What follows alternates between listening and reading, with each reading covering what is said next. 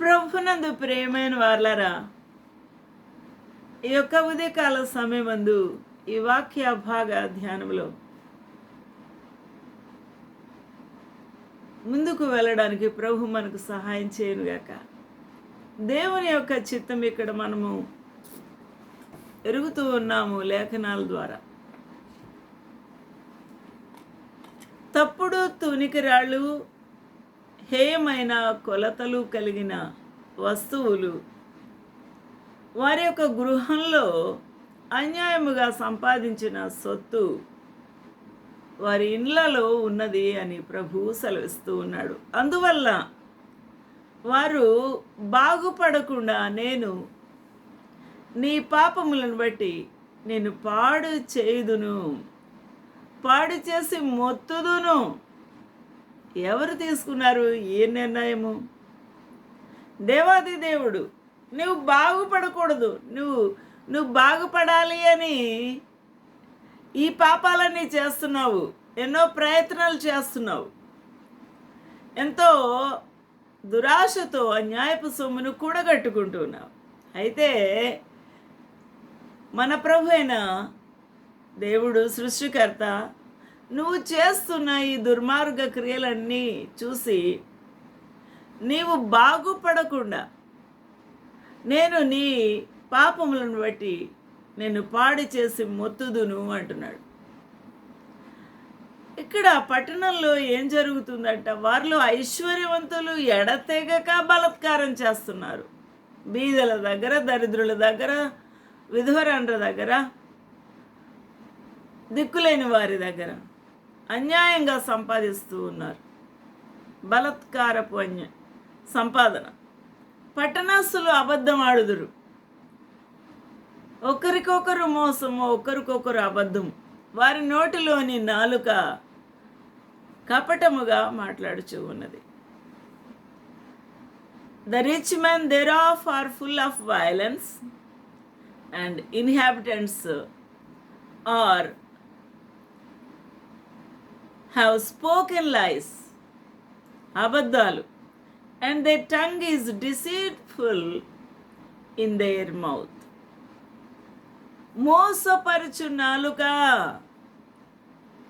బలాత్కారపు ఐశ్వర్యము. వారిలోని ఐశ్వర్యవంతులు ఎడతెగగా బలాత్కారము, ఇక ఆపు లేదు, ఎక్కడ కొనసాగుతూనే ఉంది.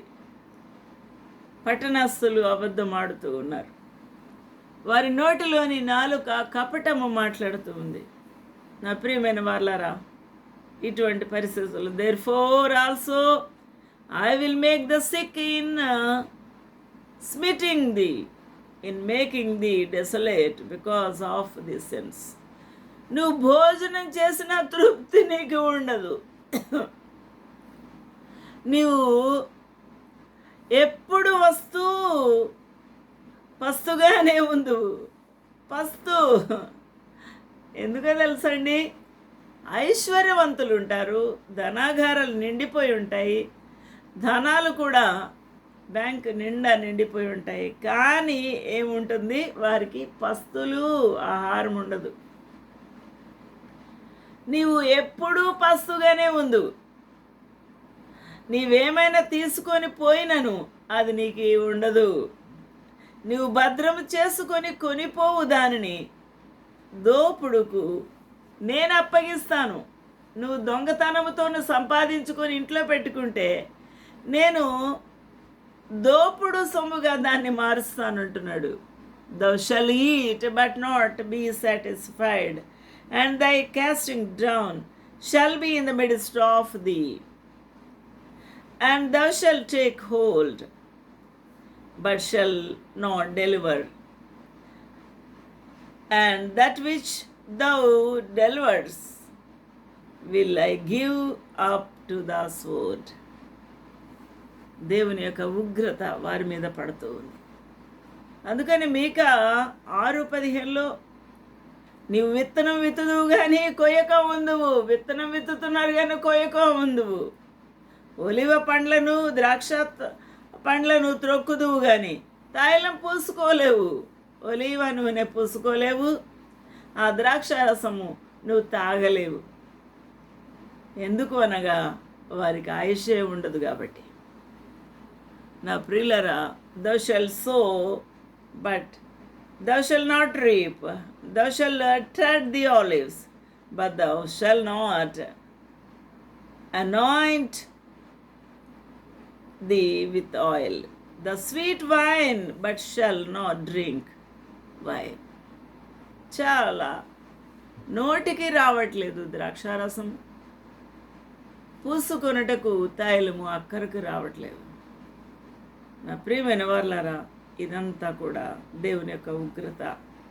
నీ దుష్టత్వం బట్టే ఏలైనగా మీరు ఓమీ నియమించిన కట్టడలు ఆచరించుచు, అహాబు ఇంటి వారు చేసిన క్రియలన్నిటిని అనుసరించుచు, వారి యోచనలు బట్టి నడుచుచూ ఉన్నారు. ఇవేంటండి? ఈ ఆచారాలు, పద్ధతులు, ఈ యొక్క తిథులు, నక్షత్రాలు. కాబట్టి ఈ వాస్తు, ఆ వాస్తు, ఈ కార్నరు, ఆ కార్నరు, ఇవే మాట్లాడుతూ ఉంటారు. కాబట్టి అవమానమును మీరు పొందగా మిమ్మల్ని భీతి పుట్టించు జనులనుగా, పట్టణ నివాసులనుగా అపహాస్యాస్పదముగా చేయబోచు ఉన్నారు. మిమ్మల్ని చూస్తే ప్రజలు అపహాస్యం చేస్తారు. మీరు అవమానమును పొందుదురు, గురి అవుదురు. ఇది దేవుని యొక్క ఉగ్రత వారి మీదకి పడుతూ ఉంది. కాబట్టి జ్ఞానం గలవాడు ఎలా ఉండాలి? నీ నామం లక్ష్య పెట్టాలి, అప్పుడు ఆశీర్వాదం ఉంటుంది. దేవుని యొక్క కోపం మండుచు దట్టముగా లేచిపోగవలే దూరము నుండి వచ్చుచూ ఉన్నది. నీ దుష్ట కార్యమును బట్టి ఆయన పెదవులు ఉగ్రతతో నిండి ఉన్నాయి. ఆయన నాలుక దహించు అగ్ని వలె ఉన్నది. అది దేవుని మాట ఆలకించదు. దుష్టత్వం వలన శిక్షకులు లోబడని జీవితాలు, యెహోవా యందు విశ్వాసం ఉంచదు, దాని దేవుని యొద్దకు రాదు. కాబట్టి ఎందువల్ల ఇలా జరుగుతుంది అనంటే, వీరు జ్ఞానము లేని బుద్ధిహీనులు. వారు దేవుని నామం లక్ష్య పెట్టరు, భయపడరు. కాబట్టి ప్రవక్తలు ఎలా ఉంటారు? ఆ దినాల్లో గప్పాలు కొట్టుకుంటారట. గొప్పలు విశ్వాసఘాతకులు, దాని యాజకులు, ధర్మశాస్త్రమును నిరాకరించి ప్రతిష్ఠిత వస్తువులను అపవిత్రపరచురు. కాబట్టి ప్రతిష్ఠిత వస్తువులేంటి? దేవుని మందిరములో ఉన్న ఆ యొక్క దేవుని యొక్క సన్నిధిలో దేవుని ఆరాధించుటకు ఉపయోగించు ఉపకరణాలు, వాటిని అపవిత్రపరుస్తున్నారు. విగ్రహాలకు పూజించడానికి ఉపయోగిస్తూ ఉన్నారు. కాబట్టి ఈ ప్రవక్తలు గప్పాలు కొట్టుకునేవారు, విశ్వాసఘాతకులు. ఈ యాజకులు ధర్మశాస్త్రం నిరాకరించేవారు. నా ప్రియమైన వారలారా, ఇది ఎంత దౌర్భాగ్యమో ఆలోచన చేద్దాం. కాబట్టి her prophets are light and treacherous persons. Her priests have polluted the sanctuary. They have done violence to the law. They have broken the law of the Lord. They have violated the rules of the Lord.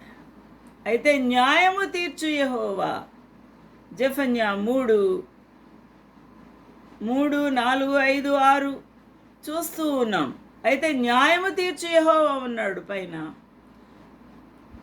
దాని మధ్య ఉన్నాడు, యెరూషలేములో ఉన్నాడు. ఆయన అక్రమము చేయువాడు కాడు.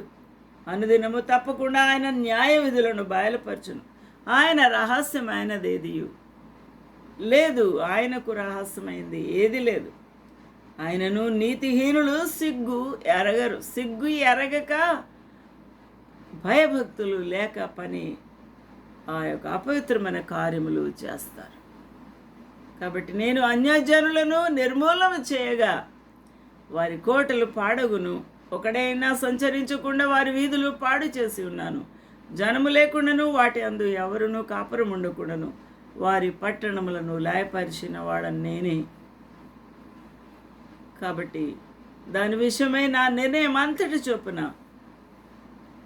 మీ నివాస స్థలము సర్వనాశనము కాకుండానట్లు నాయందు భయభక్తులు కలిగి శిక్షకు లోబడుదురని నేను అనుకుంటుని. మీరు జ్ఞానం కలిగి బుద్ధి తెచ్చుకొని దేవుని యొక్క సన్నిధిలో భయభక్తులు కలిగి శిక్షకు లోబడుదురు అని నేను అనుకున్నాను.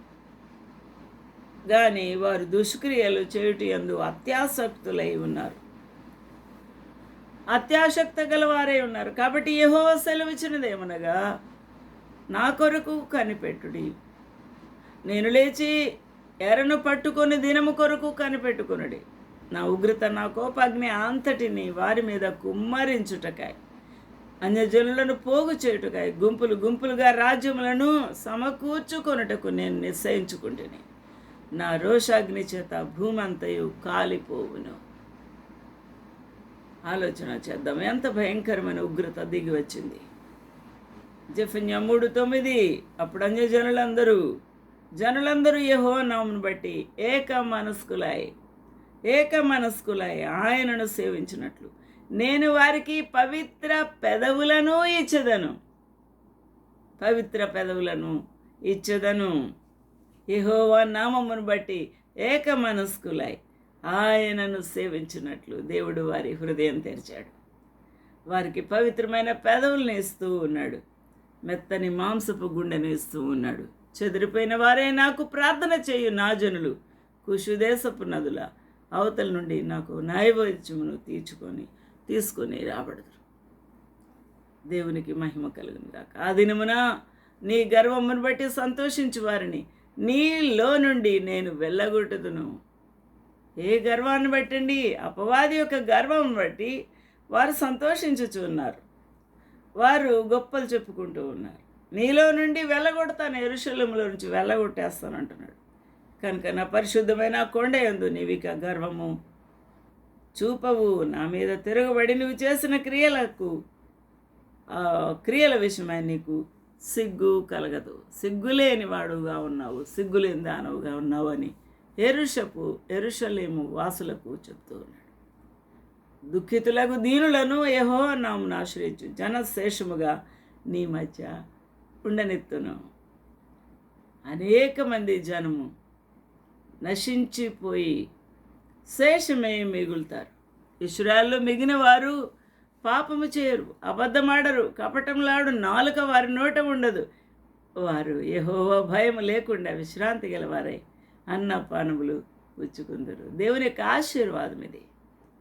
వారు అబద్ధమాడని జనాంగం, కపటపు నాలుక ఉండదు. వారి నోటి యందు ఎవరి భయము లేకుండా విశ్రాంతి గలవారై వారు అన్నపానములు పుచ్చుకుంటూ ఆశీర్వదకరంగా ఉంటారు. సియోను నివాసులారా, ఉత్సాహధ్వని చేయుడి. అందును బట్టి, దేవుడిచ్చిన గొప్ప భాగ్యమును బట్టి ఉత్సాహధ్వని చేయుడి. ఇశ్రాయేలులారా, జయధ్వని చేయుడి.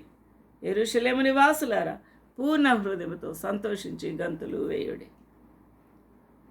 హల్లెలూయా. తాను మీకు విధించిన శిక్షను యెహోవా కొట్టివేసి ఉన్నాడు. దేవునికి మహిమ కలుగునుగాక. మీ శత్రువులను ఆయన వెళ్ళగొట్టి ఉన్నాడు. ఇశ్రాయేలుకు రాజైన యెహోవా మీ మధ్య ఉన్నాడు కనుక ఇక మీదట మీకు అపాయము సంభవించదు.